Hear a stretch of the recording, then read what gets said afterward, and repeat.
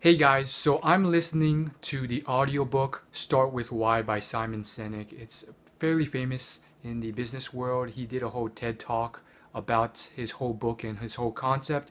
And I want to share with you one specific point in the book that I just found very fascinating.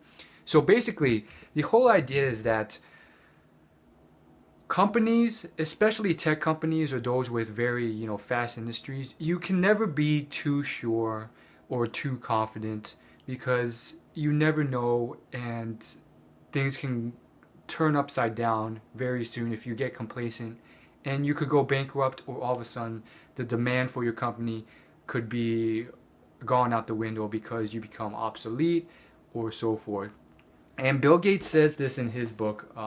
His book's called Business at the Speed of Thought. And he says and this was back when Microsoft was not that big. He said, in the future of Microsoft, there will be at least three or four, if not five, major decisions that if we get wrong, if we zag while everyone else zigs, we will be lost. And so I think it's very true for technology companies. And Simon Sinek, he gives in this book this example of this this thing called TiVo. And TiVo was a very huge thing back in the day. TiVo was this amazingly ridiculous. And so what TiVo was basically this program that allowed you to skip commercials and pause or rewind or fast forward or slow down specific parts of your TV. In addition to that, it could analyze your behavior and automatically record shows for you or whatever else you needed so that when you got home, you could immediately watch what you wanted without commercials. So the concept seemed very interesting, and apparently, what occurred, despite this phenomenal idea, it didn't sell well. Apparently, it sold very little, and then there's a competitor to TiVo who did very similar stuff, who was backed by a lot of venture capitalists, and eventually, long story short, they sold their whole company to another company, which eventually went bankrupt. And so it's just incredible because as far as me, I don't remember much about TiVo. I just remember it being used a lot in pop culture on talk shows like Jimmy Kimmel a couple years ago, where everyone was like, "Oh yeah, you should TiVo that, TiVo this." But according to this book, they're saying that like TiVo was not really adopted, and not a lot of people actually purchased it after release. And Simon Sinek's big point was that they didn't take the strategy of starting from why, which means they didn't market to customers in a way where they're like, this is why we do things. This is why this will help you. Simon Sinek, his whole idea is that if TiVo had marketed it themselves as, oh, do you want to be the controller of everything in your life? Do you want to control TV and be able to control what you watch? And his point is that if they had really done that and they started with the why, then they would have succeeded. In addition to that, Simon Sinek says the second thing that they should have done is start with the early adopters. So he suggests that they should have niched down and they should have gotten first to the people who were fanatics about these things, the nerds, the super enthusiasts, rather than immediately trying to appeal to the general public. By doing this, you get the early adopters, the enthusiasts, the brand fundamentalists, and then slowly over time, you expand over time. And because of that, more and more people get behind your product rather than initially tackling the general public. So I think the general idea behind his message and his book is incredible, and it really shows a different side to business. However, having said that though, I think he goes a little bit too far. And it's not the only example in the book where he makes this point. He brings out a ton of real life case studies from the Wright brothers and then a competitor to the Wright brothers who had a lot more money. Money was no obstacle to him.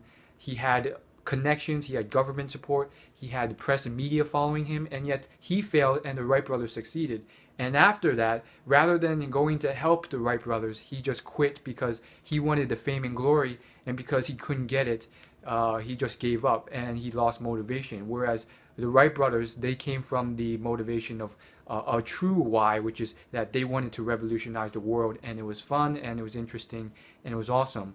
And so he gives tremendous amounts of real life case studies from that to more modern day examples like Southwest Airlines and competitor groups, and on and on and on. From Motorola's Razr flip phone, which is incredible because I remember that whole story behind that. And I remember when I was very young and I saw that whole thing and I just noted it and I was just like, that's very interesting. One day I wish I could like tell the word about this in some way. And this was before YouTube. I remember back when I was in school when the Motorola Razr phones hit, and it was just like Simon Sinek described in the book. Before that, all the cell phones and mobile phones available were pretty bulky and like big and thick, and they had flip phones, but they were like this thick. And so uh, the Razr phone came out, and it was like super ultra thin. And I remember like every 5 minutes, whenever I was on TV and whenever I was watching TV, which whenever I was watching TV, whether it was Cartoon Network or Nickelodeon, there would be a commercial about the super ultra thin Razr phone. And guess what? In the next 3 to 4 months, everyone bought a Razr phone. I saw all the kids in school buy one. I couldn't because I couldn't afford it. And I saw all the teachers get it and they thought they were so cool. And they were always using it. They were text messaging. And everyone thought they were so cool. Now, looking back, it's like, it was still kind of lame because they literally had to flip open their phone. And in order to text, they had a numpad rather than like a keyboard or anything. So you literally had to press each of the buttons to get the numbers and letters out. And it took a long time. But the phone was super thin and it was like groundbreaking because of this new technology that allowed a phone to work that thin.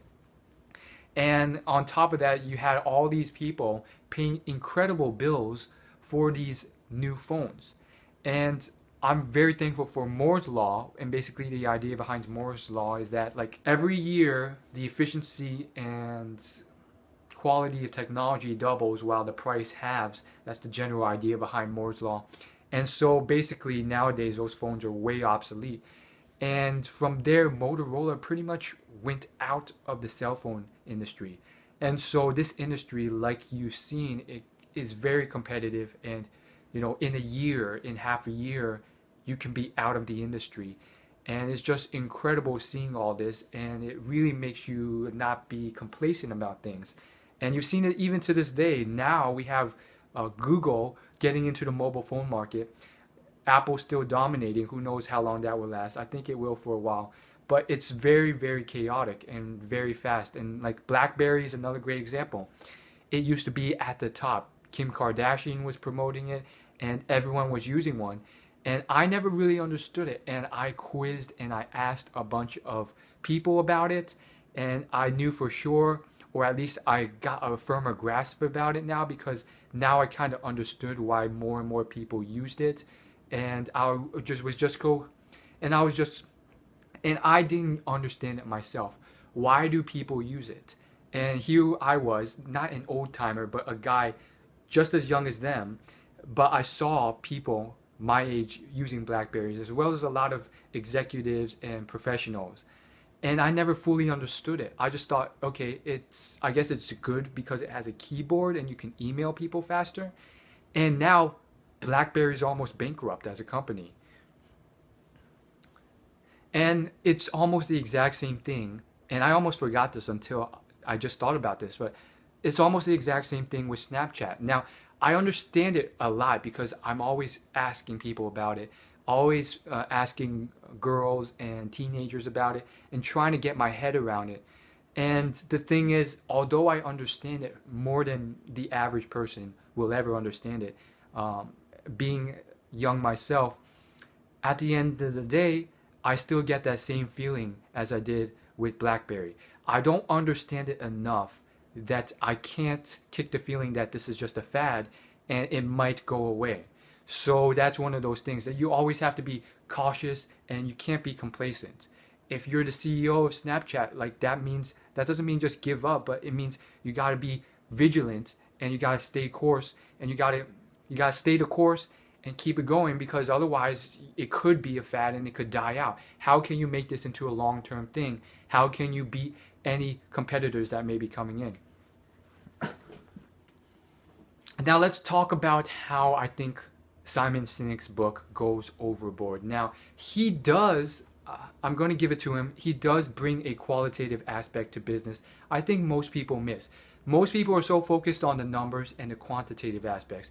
However, there's a whole field where certain elements of human interaction and how you present the business and what your business is for and its purpose, it brings a lot of economic goodwill and a lot of other intangible aspects of the business that can lead to much more money down the bottom line that can't be quantified. Things like over delivering in terms of customer service, or things like creating an actual bond, actual relationship and trust and brand recognition with your customers.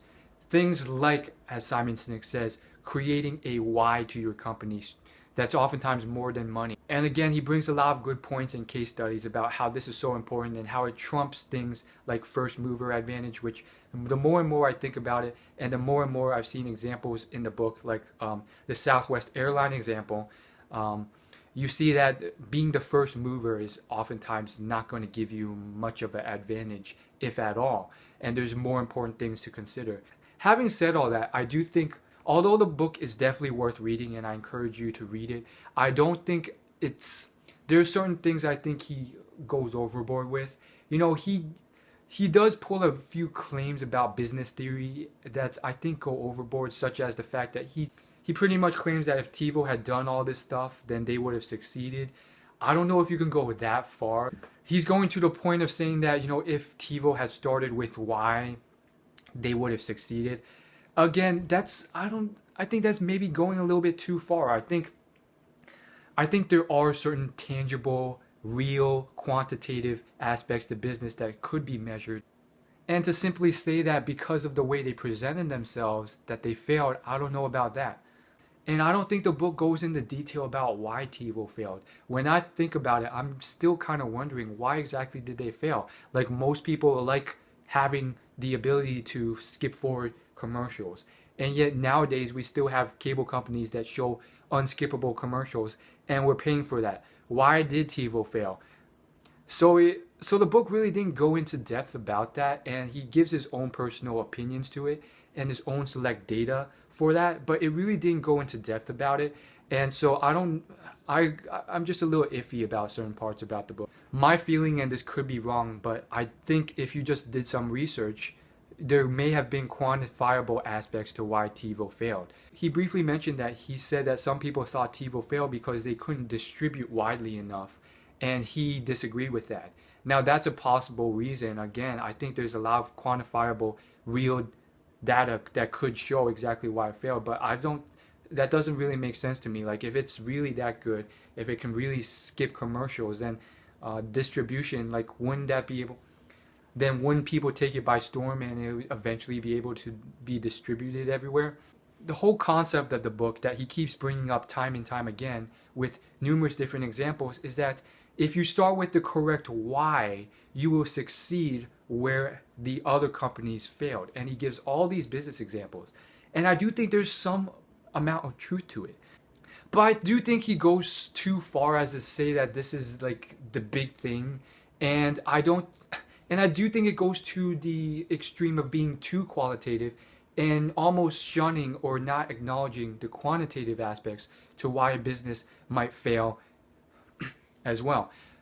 There's quantitative aspects and qualitative aspects, and in terms of the quantitative aspects, these are very measurable things in the business that visibly and can very well be quantified, prevent other companies from making you go bankrupt, that keep you successful, and all those aspects as well. Things like the fact that you have a secret recipe to your fried chicken that other people cannot find. Things like the fact that you have a high-tech search algorithm that's constantly being updated by hundreds of developers every day and being perfected, that other people cannot just easily find open source on the internet and copy. Things like the fact that your factories and your companies are producing soda all over the world, and you have so many factories and companies and buildings going that it costs you a fraction of the price any new startup would to create the same exact type of soda. So basically there's names for all these things like economies of scale, and government subsidies and all that stuff. I'm not expert at it. I just know enough to know that they're out there. And I love the book, and I know he put a lot of time into it, but I don't think that he has read or really gotten into these parts of business competition and business success. And really, to boil all this down into one sentence, as Warren Buffett oftentimes does, it's all about thinking of your company as a castle and your moat as your competitive advantage. And every day you want to strengthen and widen your moat and increase your competitive advantage.